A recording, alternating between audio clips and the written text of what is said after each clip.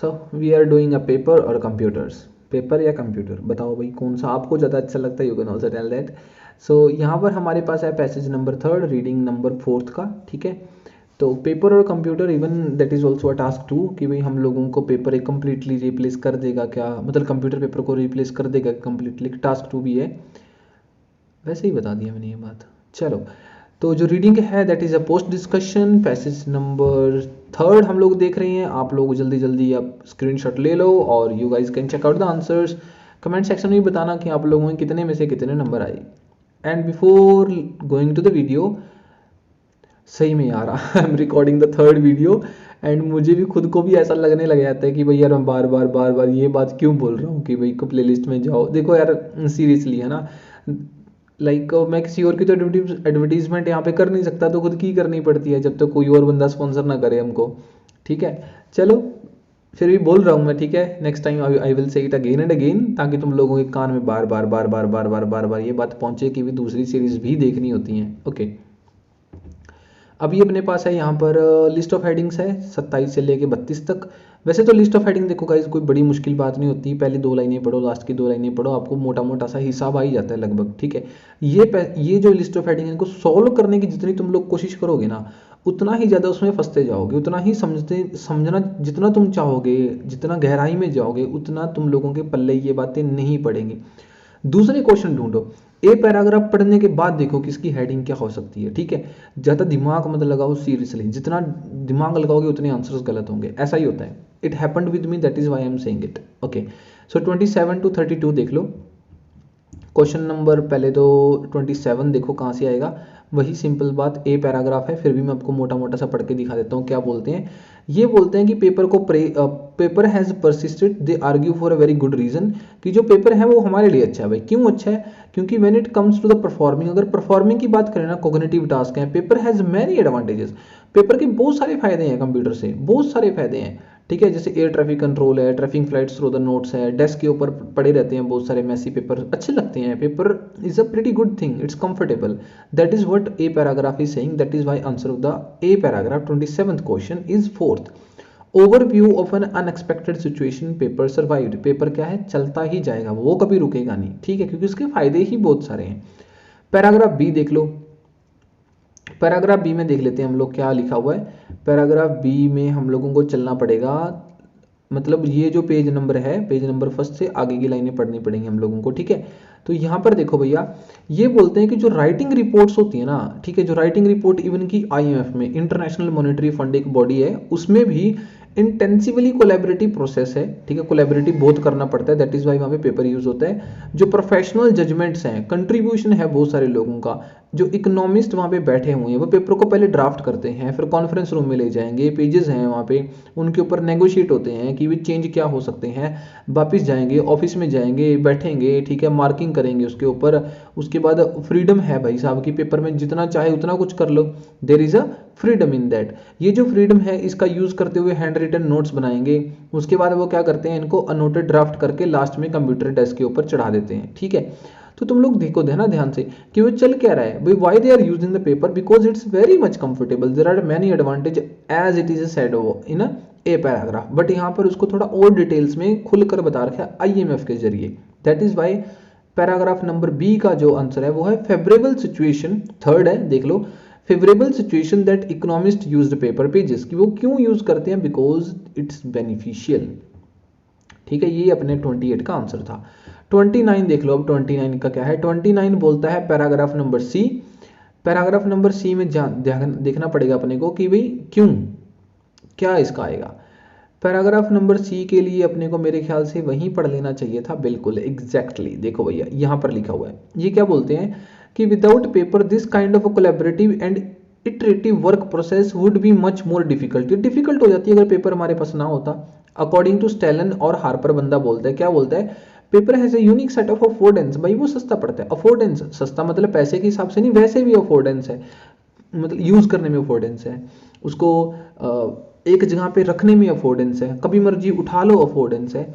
This is the quality and the permit specific kind of uses paper is tangible, उसको कुछ भी कर लो भाई, टेंजिबल मतलब भाई वो लचीला है, कुछ भी कर सकते हैं, उसको फ्लिप कर लो आपकी इच्छा, ठीक है, लिटिल बिट्स उसको हेयर यहाँ रख दो, वहाँ रख दो, क्विकली एक्सेस कर सकते हो, कभी मर्जी पेपर उठा लो, कुछ भी कर लो उसके साथ, that is tangible. That is why 29 का अपने पास आंसर क्या आया, 8th। There are advantages of using a paper in office, कि भाई पेपर हम लोग ऑफिस में यूज करते हैं, देर इज अ एडवांटेज। रुको guys, let me put a flight mode. Okay, flight mode लगाना जरूरी है, कभी कॉल आ जाती है, बहुत सारे पंगे होते हैं, ठीक है। तो हम लोग आंसर सही है, देखो सी का हम लोगों को आंसर मिल गया। पैराग्राफ डी अभी देख लेते हैं क्या आएगा पैराग्राफ डी का। पैराग्राफ डी के लिए हम लोग चलते हैं पैराग्राफ डी में ही, वहां पर ना बिल्कुल बड़ी आसानी से बातें लिखी हुई हैं कि जो पाइल्स है ना, ठीक है, जो पाइल होता है, ढेर होता है, पाइल को बोलते हैं, जो ढेर है ना उसका, नोट्स का ढेर है, जो पेपर का ढेर है, वो एक टाइम के लिए तो आपको लगेगा भी क्या यार ये क्या गंद मचा रखा है तुम लोगों ने, इतना मेस क्यों खिंडा रखा है, बट दे आर नॉट, लेकिन वो भाई साहब गंद नहीं है, ठीक है, वो मेस नहीं है, it doesn't look messy, of course it look messy but it is not messy. Even the most disorderly piles, अगर वो जितना भी ऑर्डर में नहीं भी रखे हुए हैं ना, तब भी कोई दिक्कत नहीं है, क्यों, क्योंकि वो एक परफेक्ट सेंस बनाते हैं पाइलर के लिए जो सामने डेस्क पे बैठा है। क्यों, office workers could hold forth in a great details about the precise history and meaning of their files, क्योंकि उनको पता है कि हमने कौन सी फाइल कहाँ पर रखी है, उनको भाई बिल्कुल पता है, उनके लिए files are living breathing archives, उनको लगता है कि अगर फाइल्स पढ़े उनमें जान है, ये ऐसा फील करते हैं जो ऑफिस में रहते हैं, ठीक है, दैट इज वन थिंग। इसीलिए जो 30 का आंसर है वो है second, piles can be more inspiring, piles वो बीमारी वाला पाइल्स नहीं है, ये वाला पाइल्स है, can be more inspiring rather than a disorganising, ठीक है भाई, वो ज्यादा इंस्पायरिंग हो सकता है अगर आप उसको सुयोजित करके रखोगे तो क्या पता इंस्पायरिंग ना हो, लेकिन अगर उसको डिसऑर्गेनाइज करोगे आप, ठीक है, उसको मतलब सही ढंग से नहीं रखोगे, ऐसे बिखेर के रखोगे सब कुछ, किन्नियों के लिए वो सब अच्छा लगता है उनको कि भाई we are doing a work. Okay, so 31 देख लो अब यहाँ पे। 31 क्या बोलता है कि जो piles reflect certain characteristics in people's thought, कि उनके दिमाग में कुछ कैरेक्टरिस्टिक्स हैं, उनको रिफ्लेक्ट करते हैं, किनके, ढेर उनको रिफ्लेक्ट करते हैं। देखो सही बात है कि नहीं, ये देखना पड़ेगा, ई पैराग्राफ में चलना पड़ेगा इसके लिए। लास्ट की 2-3 लाइनें देखो, यहाँ पे देखो, वट वी कैन सी, हम जो देखते हैं, when we look at a piles on our desk, जब हम ढेर को अपने डेस्क के ऊपर देखते हैं, is in a sense the content of a brain, उनको लगता है कि भाई ये तो हमारे दिमाग का ही हिस्सा है, कि भाई अगर इतने सारे बुक्स पढ़ी हैं, इतने सारे ये पेपर पढ़े हैं, this is what we are seeing it in a mind, है ना, it's imagination, content of our mind है। तो ये क्या है भाई, ये सेंस ही तो है किसी ना किसी की, तो इसका आंसर क्या आ गया, 9th, ठीक है, वो कैरेक्टरिस्टिक्स रिप्रेजेंट करता है लोगों के थॉट प्रोसेस के, उनके विचारों के। तो 32 पैराग्राफ एफ पढ़ते हैं, फिर देखते हैं इसका आंसर क्या आएगा। पैराग्राफ एफ पढ़ने के लिए हमको एफ में जाना पड़ेगा, यहां पर क्या लिखा हुआ है देखो स्टार्टिंग से, जो पेपर है वो फैसिलिटेट करता है highly specialised cognitive and social process होती है। जो पेपर में क्या, कॉग्निटिव मतलब दिमागी रूप से हम कुछ भी कर सकते हैं, सोशली हम कुछ भी कर सकते हैं। मैंने पेपर का ड्राफ्ट बनाया, मैंने मेरे दोस्त को दिया, उसने कुछ वहां पे नोट डाले, किसी दूसरे बंदे को दिया, ठीक है, this is the thing, this is the social process. Company के न्यूज लेटर्स बनते हैं भाई, एडवेंट ऑफ, फिर उसके बाद कार्बन पेपर आ गया, कितनी मर्जी कॉपी बना लो, ठीक है, ये सारी की सारी बातें कि हाँ अपने को रिप्रेजेंट करते हैं दैट पेपर इज बेनिफिशियल, ठीक है, पेपर के बहुत सारे फायदे हैं, that is why answer is first. Paper continued as a sharing और अ मैनेजमेंट, ठीक है, मस्ट, कि भाई मैनेजमेंट करने के लिए, शेयर करने के लिए पेपर को लगातार आगे आते रहना पड़ेगा, और वो आता रहेगा भी, उसको कभी भी कंप्यूटर रिप्लेस नहीं कर सकता। That is a paragraph number F is saying. Okay, so यहाँ पर अपनी लिस्ट ऑफ हेडिंग्स होती हैं खत्म। Let's move to the fill in the blanks. उसके बाद अपने पास बच जाएंगे फिल इन द ब्लैंक्स के बाद 2-3 बस यही है फिर तो, ठीक है, हाँ चलो फिल इन द ब्लैंक्स देखते हैं। 33 देख लो, 33 क्या बोलते हैं, क्वेश्चन पढ़ना स्टार्ट करते हैं। सबसे पहले हम यहाँ से पढ़ते हैं, क्वेश्चन स्टार्ट करते हैं। Compared with the digital document, अगर डिजिटल डॉक्यूमेंट की बात करें, पेपर हैज सेवरल एडवांटेज, बहुत सारे एडवांटेजेस हैं। First, it allows clerk to work in a dash way among colleagues. सबसे पहले क्या करता है, ये क्लर्क को काम करने की सहूलियत देता है, अलाउज करता है, इन अ डैश, कहां पर वो देखना पड़ेगा, कहां पर करता है भाई साहब, ठीक है। इसके लिए हम चलते हैं paragraph number C, without a paper this kind of, जो ये काइंड ऑफ किस प्रकार की कोलैबोरेटिव एंड इटरेटिव वर्क है वो कर नहीं पाएगा, वो डिफिकल्ट हो जाएगी। इसका मतलब वो उसको सहूलियत देता है। सहूलियत किस प्रकार की है, कोलैबोरेटिव एंड इटरेटिव है। 33 का आ गया कोलैबोरेटिव एंड इटरेटिव। ओके, 34 देख लो, यहां से पढ़ते हैं। Next, paper is not like virtual digital version, वो वर्चुअल डिजिटल वर्जन की तरह नहीं है। इट्स अ डैश, वो क्या है वो देख लेते पढ़ते हैं क्या है भाई। वो तो क्या है, वो तो टेंजिबल है ना, वो डिजिटल थोड़ी, वो तो टेंजिबल है। उसको चाहे तुम लोग फोल्ड कर लो, सीधा रख लो, कुछ भी कर लो, आपकी इच्छा। टेंजिबल है वो तो, अभी भी हमने ये बात पढ़ के हटे हैं। उसके बाद क्या है फाइनली लास्ट में क्या है, बिकॉज इट इज डैश, क्योंकि ये कुछ है, क्या है, इट इज डैश, नोट और comment can be effortlessly added, उसमें हम कुछ भी ऐड ऑन कर सकते हैं जब हम लोग चाहें तब। ओके क्यों, कैसे कर सकते हैं उसके लिए देखो भाई, ये बोलते हैं ई पैराग्राफ की लास्ट की लाइनों में लिखा हुआ है, हम इसको स्प्रेड कर सकते हैं, कुछ भी कर सकते हैं अपनी इच्छा भाई, that suits us best and it's tailorable. Tailorable का मतलब समझते हो कि इसको देखो, टेलर क्या करता है, चीज़ों को काटता है, तोड़ता है, मरोड़ता है, फिर वापस में सेट कर देता है, that is a tailored. We can easily annotated, इसको मतलब इनके अनोटेड करा जा सकता है, दैट मीन्स वहाँ पे कुछ ना कुछ ऐड ऑन करा जा सकता है। एंड इसको हम लोग रीड कर सकते हैं, अल्टर कर सकते हैं, ओरिजिनल टेक्स्ट में कुछ भी चेंज कर सकते हैं, that is why it's a tailorable. तो आंसर क्या आ गया, टेलरेबल। इवन गाइस देखो सबसे इंपॉर्टेंट चीज़ है ना, यहाँ पे दो डॉट लगे हुए हैं, ये दो डॉट का मतलब समझते हो कि भाई ये एक इंपॉर्टेंट चीज़ है, जो ये शब्द है ना ये बहुत इंपॉर्टेंट है, और इसके बाद में हमने इसकी डेफिनेशन देनी है, इसका मतलब ये कोई ना कोई चीज़ का आंसर हो सकता है। ज़्यादातर जो आंसर है ना वो कोमा, डॉट, इनके बीच में, ये inverted coma, double inverted coma, इनके बीच में होते हैं, मतलब इनके आसपास होते हैं लगभग लगभग। ओके 36 देख लो अब, 36 क्या बोलते हैं भाई, हावेवर, हावेवर क्या है उल्टा, शॉर्ट कमिंग अगर हम देखें, comes to an absence of convenience on a task which is for a dash. Shortcomings में क्या है भाई, एब्सेंस ऑफ कन्वीनियंस होती है on a task which is for, ऐसा कोई काम जिनके लिए हो, किन के लिए हो वो देखना पड़ेगा। यहाँ पर हम लोग चलते हैं उसी पैराग्राफ में, ये लिखा हुआ है, ये बोलते हैं कि shared, stored, access remotely and link to other relevant material but they lack affordance that really matter to a group of people. लेकिन पेपर में क्या कमी है, वो ग्रुप ऑफ पीपल के लिए यूज नहीं हो सकता जब हम लोग क्या करें, डिजिटल डॉक्यूमेंट के साथ कंपेयर करें, रिमोटली काम करना हो, शेड हो, स्टोर्ड हो, सर्च हो, एक्सेस करना हो, बहुत कुछ। देखो मैं आप लोगों को बात बताता हूँ, देखो ये कैसा होता है, वैसे पर्सनल छोटी सी बात है, तो मैं मेरे पापा जी के साथ गया था एक बार, कहाँ पे गया था, हाँ ठीक है, जहाँ पेपर बनते हैं, वो लोग क्या करते हैं ना गाइस कि भाई अगर मान के चलते हैं मैंने एक न्यूज़ टाइप करके कुछ कर दिया ना, अगर वो चौथे कंप्यूटर में चाहिए ना वो news, same to same news, वो वहीं से डायरेक्ट वहाँ चली जाती है, क्योंकि वो सारे के सारे कंप्यूटर वायर्स के कनेक्टेड होते हैं। आजकल तो नेट बहुत फास्ट है, ठीक है, आपने कोई पीडीएफ एडिट करी अपने दोस्त को भेज दो, वहाँ भेज सकते हैं।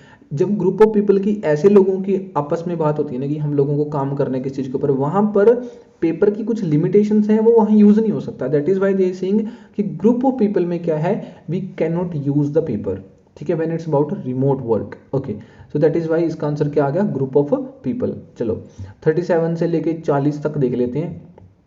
सबसे पहले 37 देखो, द इकोनॉमिस्ट फ्रॉम IIM से their way of working document, भाई उनके जो वे ऑफ वर्किंग डॉक्यूमेंट है वो किस प्रकार के हैं, देखो वो किस प्रकार के हैं, मैंने ये पहले आप लोगों को बहुत अच्छे से बता दिया था। वो लोग क्या करते हैं, सबसे पहले रिपोर्ट बनाएंगे, नेगोशिएट करेंगे, उसके ऊपर कुछ ना कुछ अलग चीज़ें डालेंगे, पेज बाय पेज चेक करेंगे, सारा कुछ करने के बाद वो क्या करते हैं, उनको फिर वो कमेंट करते हैं ऑन इज डेस्क, वो बैठता है और सारा कुछ एंटर कर देता है कंप्यूटर में, ठीक है, सारा कुछ बाद में करता है। सो दैट इज वाई इसका आंसर अपने पास क्या आ गया, C. They share ideas on before electronic version was made, electronic version बनाने से पहले वो क्या करते हैं, पेपर पे सब कुछ देखते हैं, ठीक है। What is the implication of aisles mention in the passage, भाई पैसेज में जो मेंशन है उसकी इम्प्लीकेशंस क्या है, वो क्या यूसेज है उसकी, वो देखना है। यहाँ पर क्या बात हो रही है 38 के लिए, 38 के लिए हम लोगों को चलना पड़ेगा। यहाँ पे देखो भाई जितने भी हम ये ढेर देखते हैं वो मैस नहीं है भैया, वो तो एक स्टाइल है, पाइलर के लिए उसकी सेंस बनाता है, क्या सेंस बनाता है कि वो जीता जागता कोई चीज है उनके लिए, तो ठीक है, वो तो उनके शरीर का एक अंग बन चुका है, they think that it's a part of their brain. So that is why 38 का अपने पास आंसर क्या आ सकता है, 38 का अपने पास आंसर आ सकता है भाई, देखो they have underlying order, they are necessarily a mess, वो नेसेसरली थोड़ी है मैस है, लेकिन वो जरूरी थोड़ी है भी गंदी पड़े। They are in the time sequence order, कभी भी नहीं हो सकता। They are in alphabet order, देखो भाई सिंपल सी बात है, जब हमने बोल ही दिया कि वो ढेर है, ढेर को तो ऑर्डर या फिर अल्फाबेटिक ऑर्डर में तो रख ही नहीं सकते ना। So that is why B और ए में से एक आना चाहिए, एंड दैट इज ए, कि भाई वो अंडरलाइंग ऑर्डर में है, ठीक है। ओके देन उसके बाद अंडरलाइंग ऑर्डर मतलब ठीक है, उनको पता है ना भाई वो किस ऑर्डर में है, they are not sequence, they are not alphabetic at all. Okay so 39 के लिए हम लोगों को अब देखना पड़ेगा क्वेश्चन। सबसे पहले what does the manager believe in sophisticated economy, कि जो मैनेजर है वो सोफेस्टिकेटेड इकोनॉमी में बिलीव करते हैं, तो कैसे, किस प्रकार से, ठीक है। तो इसके लिए हम लोग सबसे पहले पढ़ लेते हैं गाइज एफ पैराग्राफ देखते हैं यहाँ से क्या कुछ लिखा हुआ है। ये क्या लिखते हैं कि भाई जो पेपर है वो तो एक सिस्टमेटिक मैनेजमेंट टूल है ना, कैसे, to cope with the complexity industrial economy managers were instituting company wide policies, जिसमें क्या है, डिमांडिंग है कि तुम लोग मंथली, वीकली और डेली बेसिस पे हम लोगों को अपडेट दो। कैसे अपडेट दो, कंपनी के न्यूज़ लेटर्स बनाओ, कुछ ना कुछ रिपोर्ट दो हम लोगों को, उनको चाहिए। और उसके बाद तो कार्बन कॉपी आ गई, एक पेपर के नीचे कार्बन लिख के इस पे कुछ भी लिख दो, सारे पेपर्स पे क्या है, कुछ ना कुछ लिखा जा सकता है। पेपर, उसके बाद क्या लिखते हैं ये लोग, लिखते हैं कि पेपर वॉज क्या था, paper was important note sorry paper was note to facilitate creative collaboration and thought but as an instrument of control, कि पेपर तो एक इंस्ट्रूमेंट ऑफ कंट्रोल है मेरे भाई, ठीक है, वो एक सिर्फ और कोलैबोरेशन के लिए कोई एक टूल नहीं है, it is a instrument of control, इससे हम कुछ कंट्रोल कर सकते हैं। तो 39 और 40 के इकट्ठे हम लोगों ने आंसर देख लिए। What does the manager believe in A sophisticated economy, वो इकोनॉमी में क्या बिलीव करता है, recorded paper can be management tool, हो सकता है ना, क्योंकि वो सोफिस्टिकेटेड मैनेजमेंट टूल है। Carbon paper should be compulsory, इसके बारे में कुछ मेंशन नहीं है। Team work is the most important, okay that is one thing but it is not given. Monthly report is best way, वो मंथली रिपोर्ट होनी चाहिए, लेकिन वो सबसे अच्छी है या नहीं है इसके बारे में क्लियरिटी नहीं है, क्योंकि वहां पर तो वीकली रिपोर्ट, डेली रिपोर्ट की भी तो बात हुई है। That is why answer is A. 40 according to the end of this passage what is the reason why paper is not replaced by electronic vision, कि जो इलेक्ट्रॉनिक वर्जन है, electronic vision है, उसके द्वारा पेपर को रिप्लेस क्यों नहीं करा जा सकता, क्या मेंशन है, paper is expensive to buy ना, इसके बारे में देखो मेंशन नहीं है। It is contributed to management theories in western countries, क्या कोई स्पेसिफिक कंट्री की बात हुई, बिल्कुल भी नहीं हुई। People need time for changing their old habit की तो मेरे ख्याल से इतना कुछ खास बात नहीं हुई, फिर भी एक्सपेंसिव हम लोग बोल सकते हैं क्योंकि वहां पे खर्चे की तो बातें हुई थी।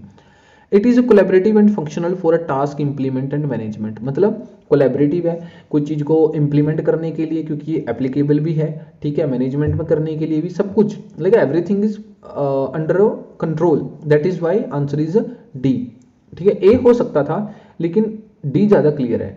ए में तो पेपर इज इनएक्सपेंसिव, वो बोलते हैं कि ये खर्चा ही नहीं है, ठीक है, इसके बारे में कुछ मेंशन नहीं है भैया। कंपैरिजन था वो एक्सपेंसिवनेस एक जरिए से नहीं दूसरी जरिए से था, अफोर्डेंस के बारे में था कि हम इसको हर तरीके से अफोर्ड कर सकते हैं, मैनेज करना, अल्टर करना, चेंजेस करना, एडिट करना, that is affordance in overall picture, it's not about money at all, okay. And that was a different question जो मनी वाला था, ठीक है, उसको यहाँ पे मिक्स मत कर देना। तो मेरे ख्याल से we have already discussed all the questions, and before leaving guys if you seriously like the video please subscribe, like, share and आपके जो रिव्यूज हैं, फीडबैक हैं, वो कमेंट सेक्शन में बताना। Then it's the end of the video, hope you find this video informative, thanks for watching it.